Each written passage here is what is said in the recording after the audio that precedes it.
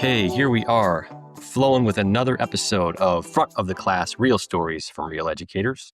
Today, joined by real educator Tammy Irminger. And Tammy, can you help describe when you're introduced to other people in the educational field?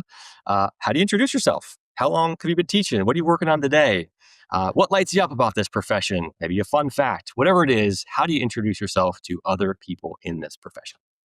All right. Well, thanks for having me. My name is Tammy Irminger. I always teach my kids how to say my name, Gur like a tiger. So, Tammy Irminger. This is my 20th year in education. I taught 16 years in the classroom, sprinkle of third grade, 1 year of second grade or sixth grade, excuse me, and then 12 years of fourth grade. And this is my fourth year as the school's librarian. I have done all but 3 of those years here at MacArthur Elementary at Fort Leavenworth. And my husband of almost 30 years retired here after 20 years in the military. So I do say all of that all the time, but that is me. Perfect. And how did you get into this profession in the first place? What attracted you to it? I think that I didn't know it at the time, but I had a very pay it forward mentality. I had kind of a rough childhood. Not a lot of money coming in, lots of people coming in and out, but I had very stable educators, teachers, principals, custodians. That really, now that I look back, kind of kept an eye on me, and it just shaped my path and to be an educator. Probably half as a nurturer and the other half as an educator. And teaching on a military base, and now being the librarian on the military base, for those who are unfamiliar with maybe what that looks like, can you paint a little picture of this? What is the makeup of the students that you might see on a regular daily basis? Yeah, they are your average children. Their parents just happen to serve in the military. Some of them also have jobs on the post. Maybe they work in the commissary or the PX, or maybe they work at the prison or various other jobs. But for the most part, this is school for the military who are going into their major, their rank of major, and they take a course called CGSC, Command Sergeant Major School. And so this is just a next step in their career is to take this course. And so we educate their children if they choose to bring them. And there are 3 elementary schools on this military post and 1 junior high consisting of 6th, 7th, 8th, and ninth. And given people, I assume, are there for maybe parents there if they're taking these courses to become a major, they're there for a relatively short time period, or this might be a transient stop along the way. Can Yes. you go ahead? No, yes. We see about a 50% turnover in our students each year. Their parents are here for the CGSE course, which is 1 year, and sometimes they stay on to the SAMS course, which would equate to a master's, basically.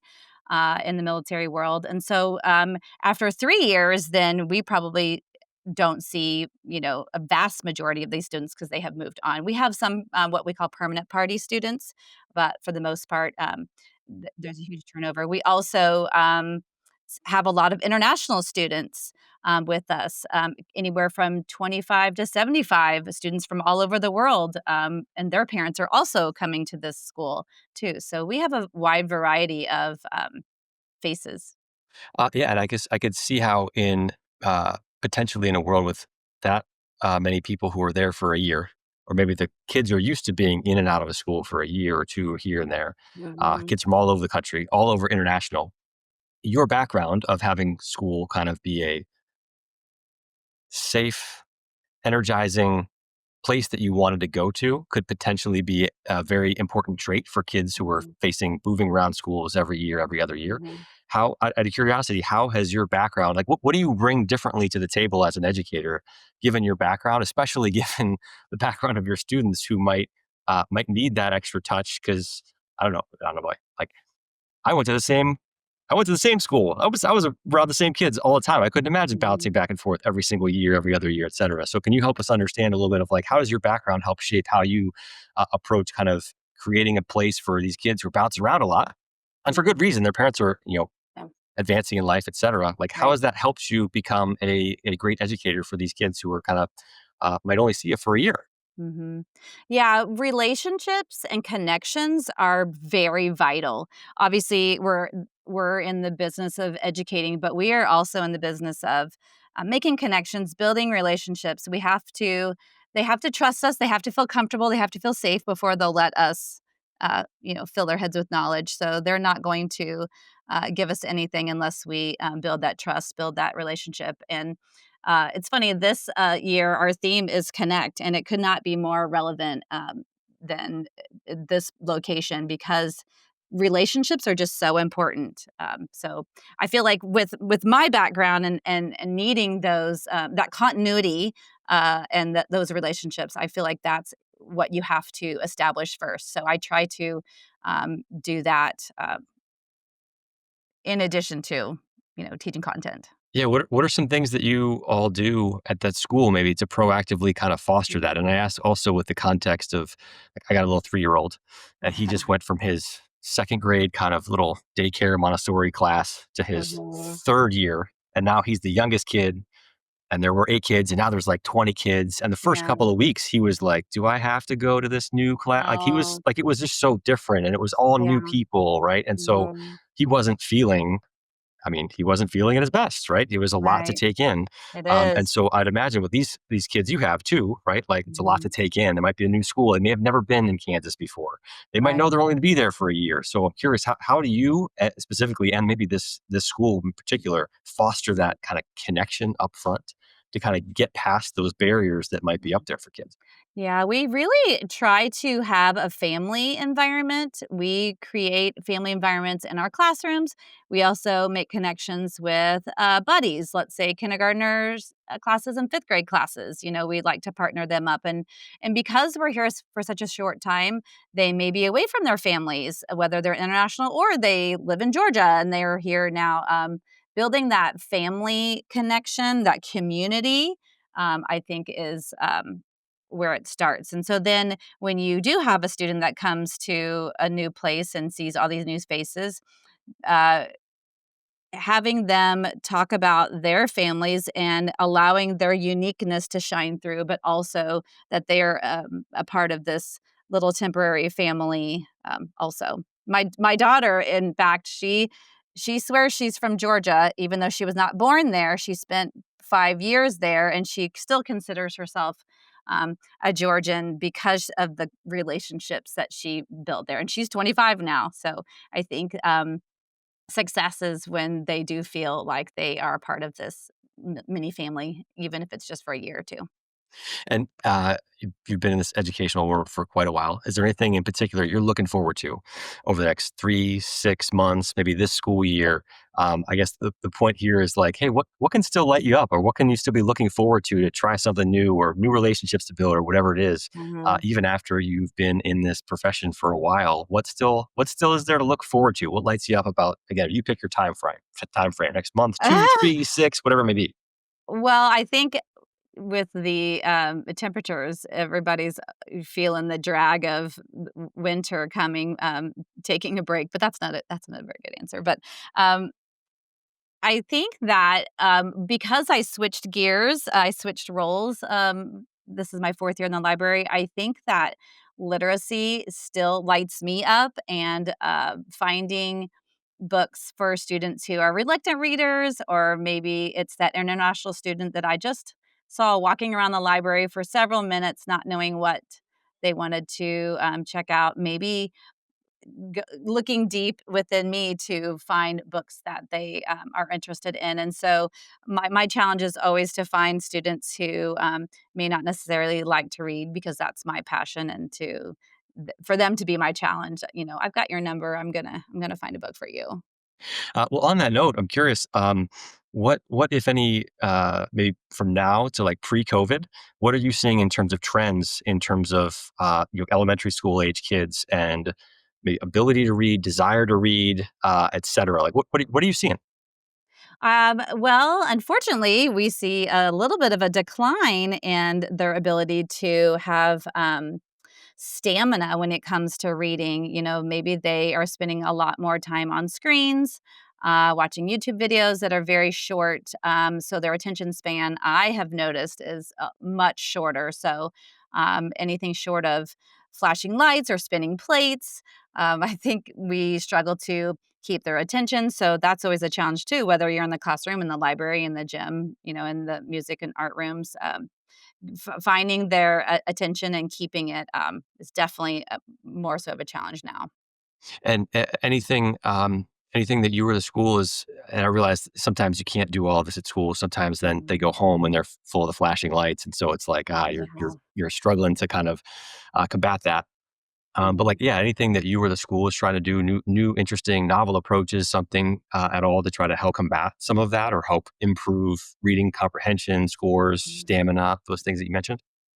Well, I would say graphic novels were kind of the bane of my existence when I was a classroom teacher. I never quite grasped the pull of those or the high reading levels that they have. And so when I moved over to the library and did, my library science endorsement and really found out that graphic novels are such a great tool for those students who struggle with reading, they struggle with attention, they have very high vocabulary. They have very short um, text, but eye-catching pictures, and they even help our internationals because they can follow along. So, I would say anything like that that's very relevant in what they're watching on TV or playing in their video games. If you can lasso that or create something with that, you've definitely got them.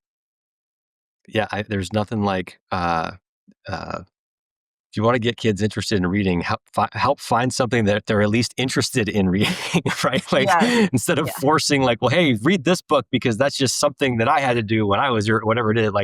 Yeah. Like just have something available that is at least catches their attention that is worth reading. Right, and then I- also when I have found a book that they were interested in, I can, build that trust and then sneak in, something that's got a little bit more heft to it after they trust me to make recommendations. Yeah, and I mean, I don't know if you feel this way at reading books too, but like there are some times where when I'm in the first 50 pages of a book, I know if I'm hooked or not. And like Mhm. I've got I I do a lot of reading. Yeah. Um, but yeah, within the first 50 pages, like I can tell if this is a book I want to go further on or not. And Mhm. if I'm not feeling it, like I'm putting it down and I'm starting a new one. That's You know, okay, like it's okay. I yeah. teach kids it's okay to abandon books. There's way too many books out there to stay with one you don't like, and that has not always been my, thought process. I'm not a quitter, so I would try and read books till the end, but, I have learned through my education in the library world and also watching students, if I'm not into it, move on. Yeah. There's plenty of other ones out there There's that you're going to be plenty. into. Mhm. I'm curious with when you're time in the classroom and now maybe it's different here as in your role as a librarian.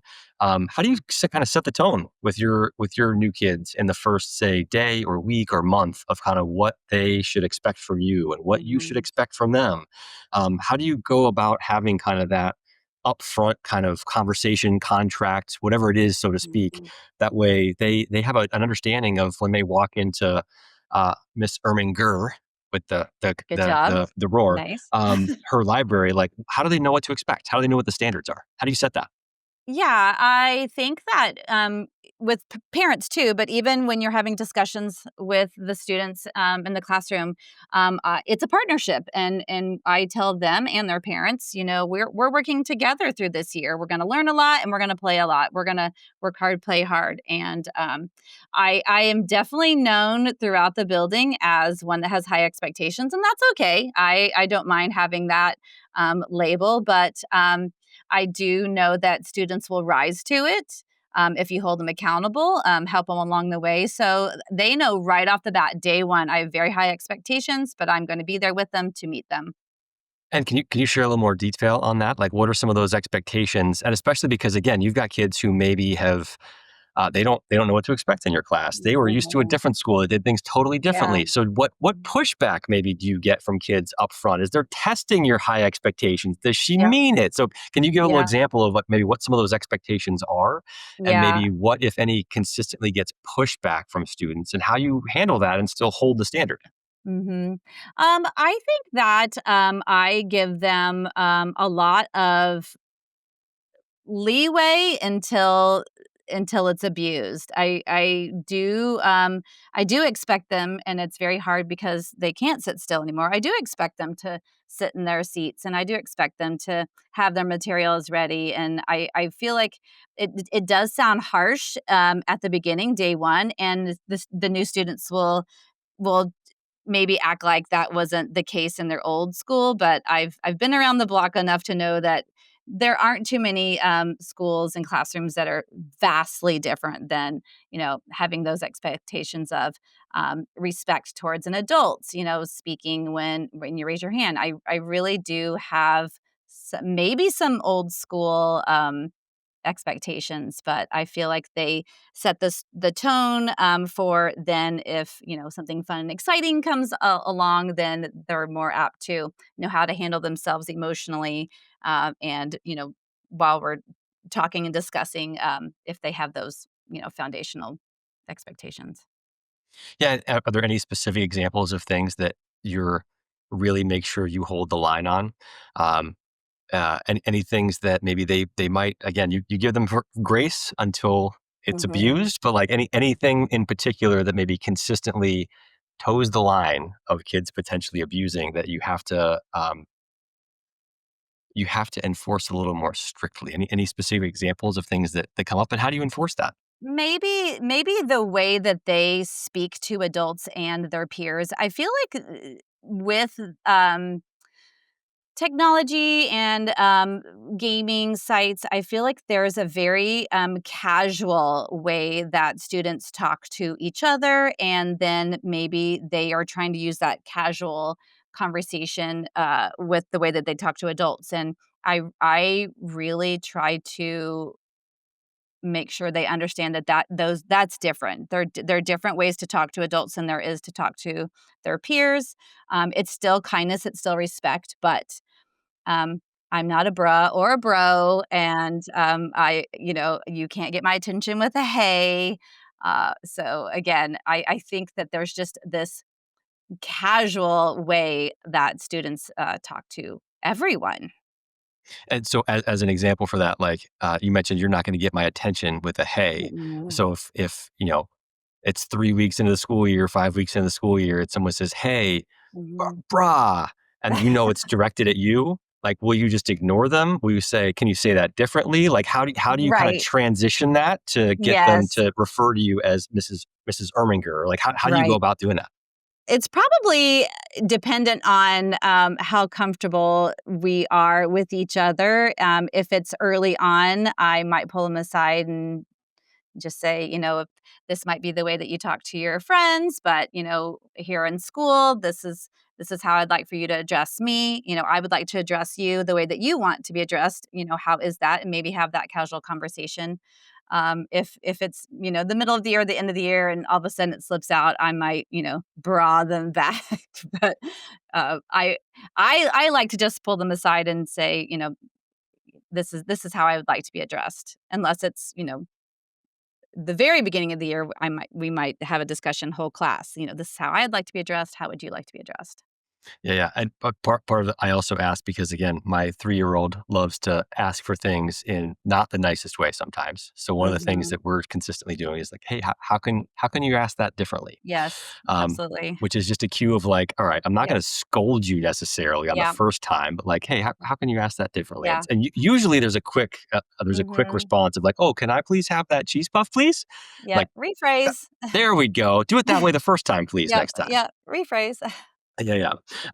After this extensive amount of time spent in the classroom, any curious to dig into some stories, as you look back on a kind of this extensive career you've had in the classroom, like any proudest moments that jump to the fore for you, of maybe something you did, a student did, a class did, whatever it may be. Any proudest moments that maybe still you look back on and they make you smile or light up because you're just like, that was such a great experience in the classroom? Anything rise to the top for you?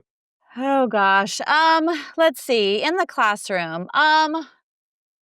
I think there were some I've always been known as the teacher who just wants to try something, and I don't maybe necessarily know how it's going to end up, but we're just going to try it and see what it's like. And I in the 12 years I taught fourth grade, there was two other teachers I taught with, and we were such the three musketeers. And one of them who retired just this past year, she was the global thinker, and she had to see it all played out before she would join in. And so I would say one of the most fun things we did was something that I actually started in Georgia the 3 years that I taught third grade. But we used to do this Easter egg hunt. Well, egg hunt, excuse me, egg hunt. And it was right before state testing, which unfortunately can feel like the end all be all. And we would stuff the eggs with math and reading questions. And we would throw them out in the field and have the kids go out there and grab X many, however many that we had.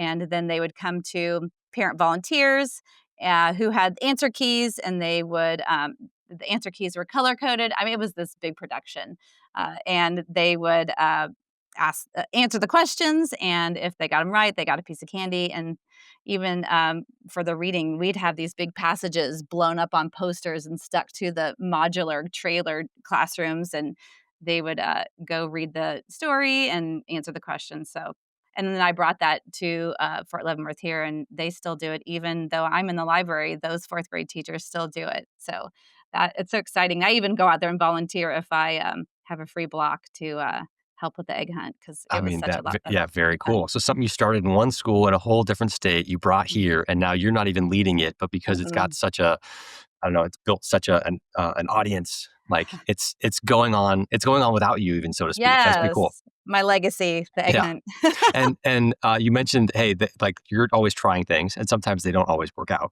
Yeah. Any stories about things that just, oh man, that didn't work. I'm definitely not doing that one again. Any stories on the other end of things that just did not go as you thought that you're able to Yeah, share? actually, yes. Just recently, I've been wanting to do Battle the Book since I was still in the classroom, and I couldn't ever figure out how to make it work. It was in my mind just this big thing that there was no way I was going to be able to pull it off, and so I sort of backburnered it. And then I moved in the library, and I'm like, surely I can figure out how to do it. I'm the librarian, and I for the first couple of years, it was again put on the back burner, and then this past summer, I'm like, I'm doing it. I've just got to figure out the way to work it. I talked to some fifth grade teachers, help me figure out how to make this work. To battle each other, we decided they were going to do it during their specials time, and I asked the specials teachers, can I steal one day out of the month for them to do these battles, and they were on board. And so I haven't fully read all of the 12 books that we battled. I grabbed some Kansas award winners, Georgia award winners, and so I asked ChatGPT to create these questions, these comprehension questions to go with each of these books, and uh, print them off, give them to all the volunteers to do the battles because they're all going simultaneously.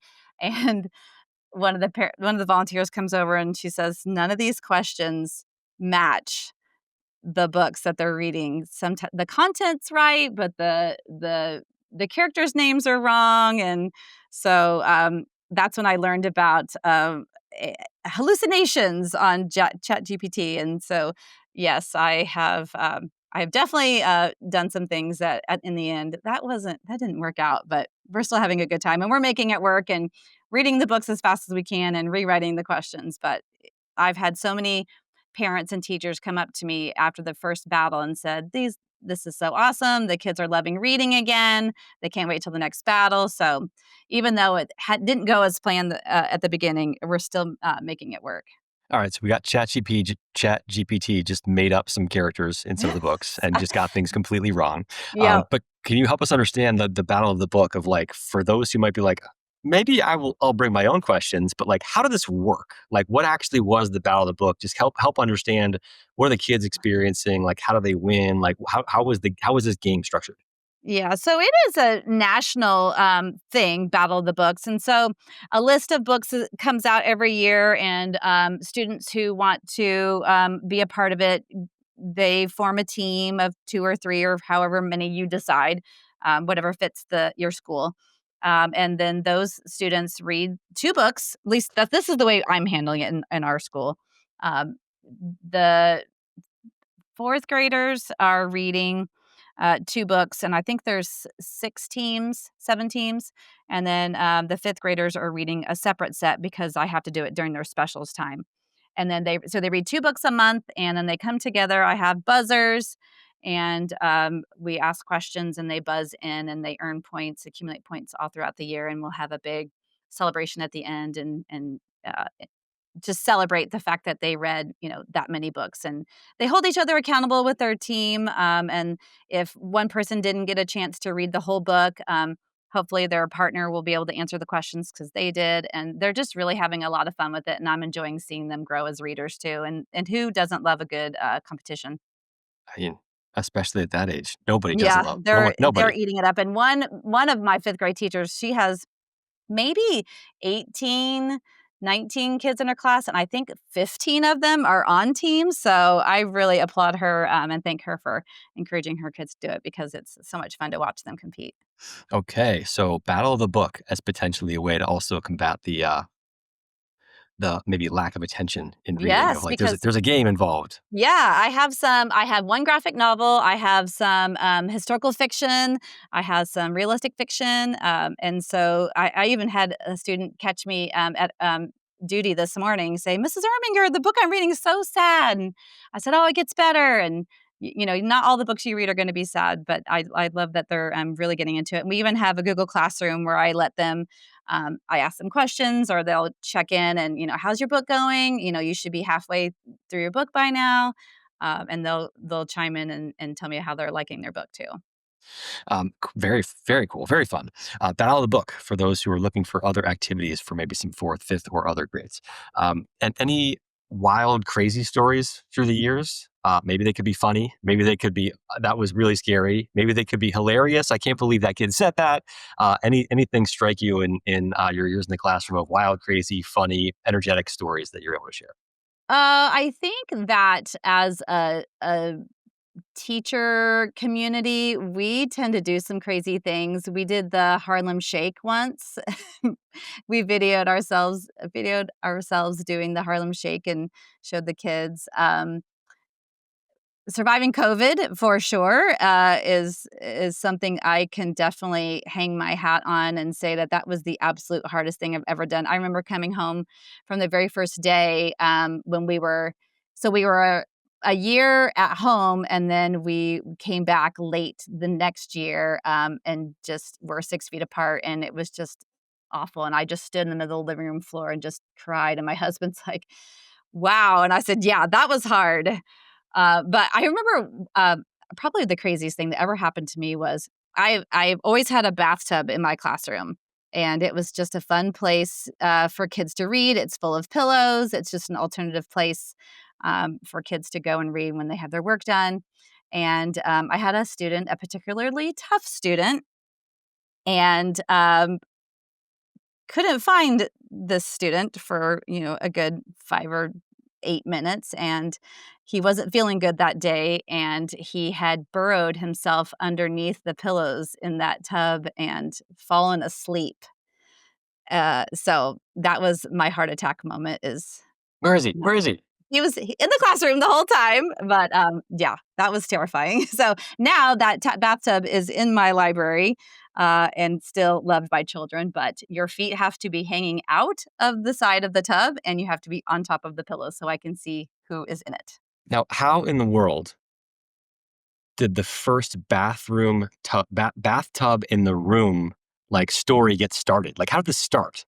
Yeah, so I taught 3rd grade, that was my very first public school, experience, and I must have had a tub in one of the classrooms growing up because I always said, "I'm going to have a tub in my classroom," because what a cool thing to have in there to read, and, I don't even know how I acquired this tub, and so even had teachers. I even made these little bathtub passes, and teachers who were having trouble or needed a boost with other students, they could bring that pass to my room. If the tub was empty, the tub was free, they could hang out in there for a few minutes. So it's been a draw, and even after 4 years in the library, it's still people students get their books as fast as they can, and they either race into the tub, or I have a tent also that they can get into and read.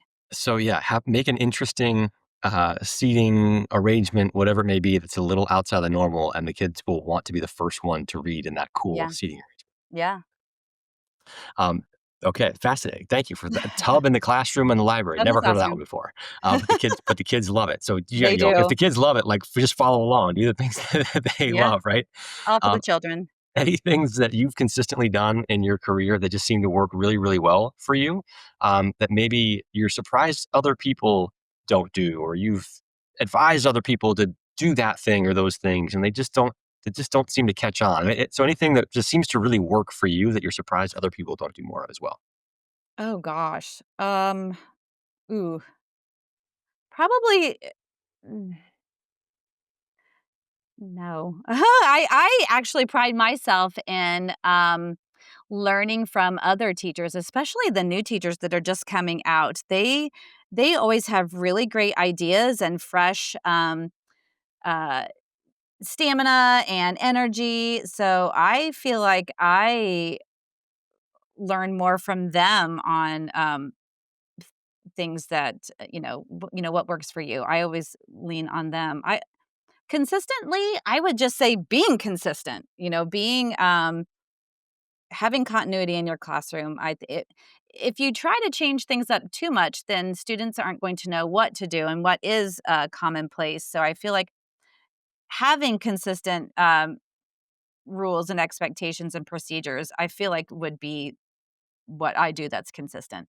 Well, what you alluded to earlier, that kind of you're known amongst other teachers as having maybe high standards. Mhm. Can you share maybe a little bit more about that? Actually, I'm curious to dig into what if anything, are some things that you have standards on that other teachers are like, oh, you're still doing that, or you really expect them to do that, or I'm Yeah. curious to dig into that a little bit. Of what are some things that you hold standards on that maybe are higher than maybe what some other teachers might do, Mhm. and why? You mentioned earlier that if you hold that standard, oftentimes Mhm. you'll see the kids actually rise to it. So I'd love to dig into that a little bit more of like what's an example of a high standard that you set, and how do you see Probably kids noise rise to it? level. I don't think I'm a shushy librarian, but even in the classroom, I feel like, um, students, even though they might need to hum or tap or, wiggle their foot or be in a flexible seat, I really think that we have to have calm minds and calm bodies to work. And so I think that is something that I'm kind of a stickler on is noise level. I know that might sound lame, but I just really think that it's just become the norm to just be tapping or humming or moving, and that's hard for us to concentrate and get attention and have attention, hold attention if we're constantly moving about or making noise. So I'm a stickler on noise level. Uh, Perfect. Any of any tough times in your career? Times where you've kind of questioned, like, oh my gosh, this is a tough class. I've got a really tough student. Do I really want to do this? Um, or just like, gosh, I have to face this situation again tomorrow. Any particularly tough times, and then how have you kind of navigated that and bounced back and figured out how to fill your own cup to kind of keep showing up and being on the next day? So, any tough times, and how do you bounce back? And what might you advise others who are Mhm. in a tough spot, maybe in their classroom right now? Yeah, I think that sometimes when we have difficult students or maybe parents that the partnership isn't as strong, maybe there's a difference in values or a difference in the approach. You really have to fall back on your team, whether it's your teaching team or your grade level team. I you cannot be your island, and you can't take that on alone. And if you have good admin, you just can't try and handle that all on your own. And I am definitely the first to admit that I have had to go to my teacher team or my grade level or my admin and get advice even after 20 years. How do I approach this parent? How do I um, rebuild that partnership, because it's a very long year, and if it's only day 40, there's no way we can continue the way that we're going. So um, having tough conversations is not my strong suit. I avoid confrontation at all costs, but there are times when you do have to try to rebuild that relationship so that you can not go home depleted and do want to come back because you have a game plan. Yeah, and again, you don't have to share any names, but just out of curiosity, any examples of some of those tough moments Mhm, that you might be able to share? That I'm sure if you've experienced it, probably many other teachers have experienced it and wondered like, mhm, oh, geez, how do I handle this? Any mhm, specific examples of any? I mean, again, you mentioned kind of the relationship with maybe some parents where you just don't seem mhm, to be like you're on the same page.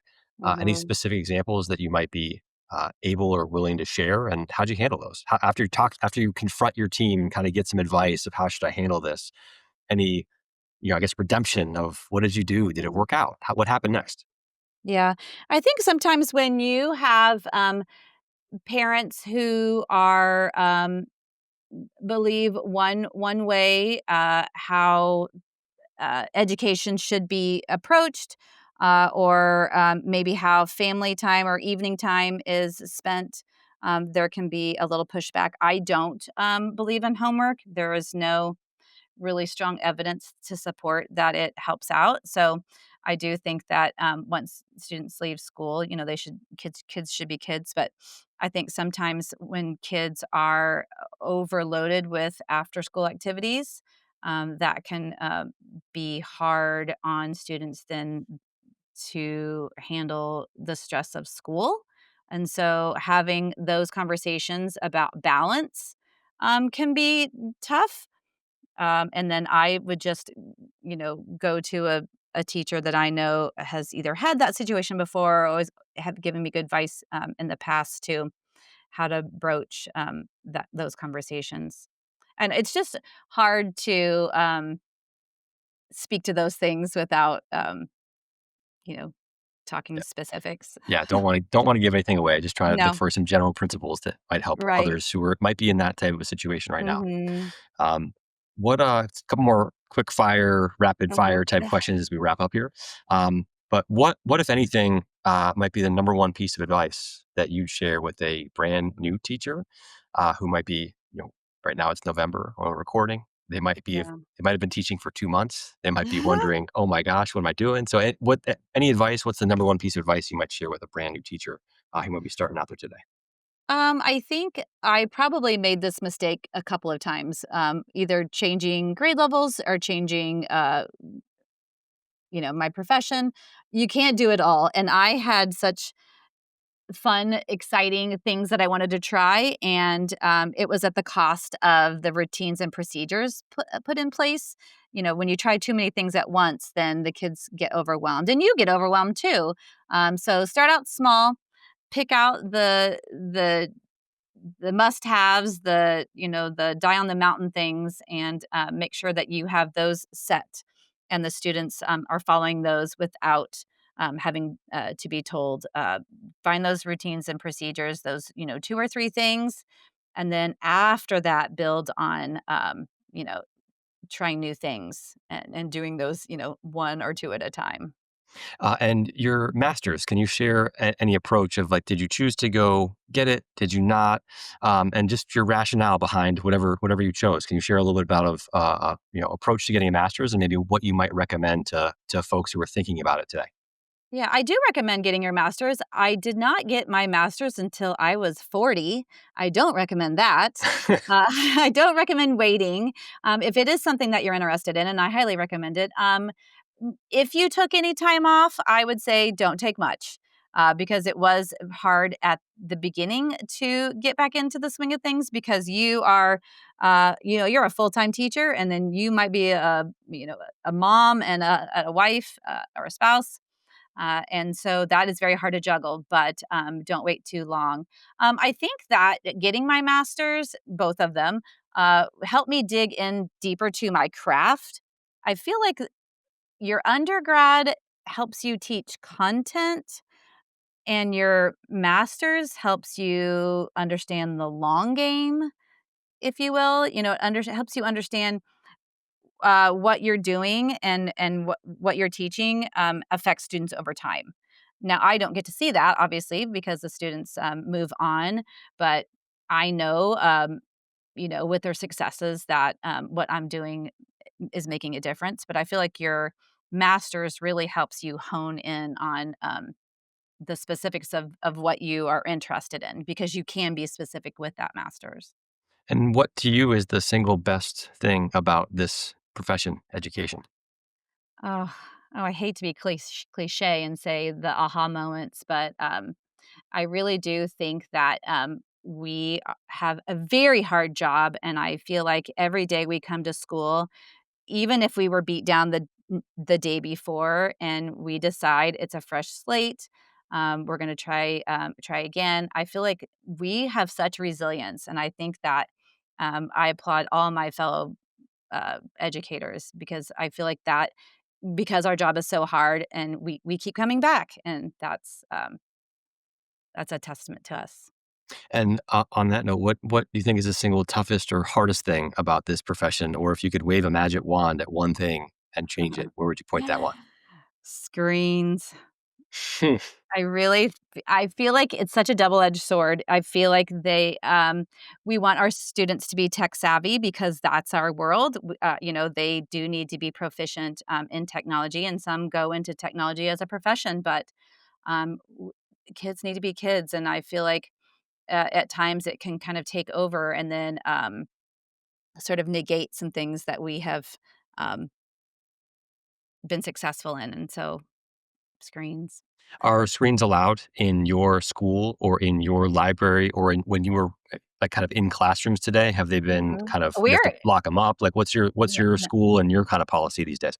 We are a one-to-one school. We are a very tech rich environment, and we do a lot of things on screens. But I think that um, then to limit, say they need to be limited when they go home, or at recess or lunch, and just have those non-screen times needs to be there for the balance.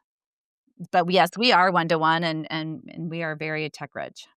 And if there was one thing, two things that you wish maybe the public at large who are not educators or their parents aren't educators or they haven't walked a mile in your shoes, if there was one or two things that you wish folks out there would know about what it takes to be an educator today, what would you want them to know? What would you wish that they would walk away from learning from this if they have never been an educator before? Oh gosh, yeah. Grace, give us grace. We love your children, and we want the best for them, just like you do. And a partner with us. We we we have a very tough job. We have lots of little beings in our room with lots of different personalities and lots of needs and lots of levels of understanding. And it takes a lot of heart and brain power. And we do it with such grace, and we would hope that you would extend that grace also. And any final words of wisdom? Anything that we didn't get a chance to talk about that you wish we did that you want to share, or anything that we did talk about, but maybe it's so important you want to just say it one more time? So, any new or repeated words of wisdom?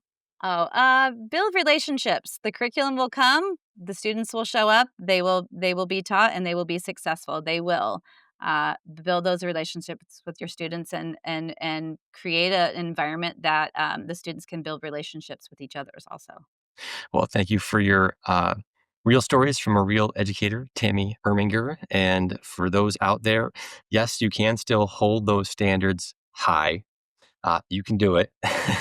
And there's ways that you can go about holding that standard, even while giving a little slack while kids are learning as they test you. So thank you so much for sharing your story, Tammy. Appreciate you. Thank you. Thanks for having me, Spencer.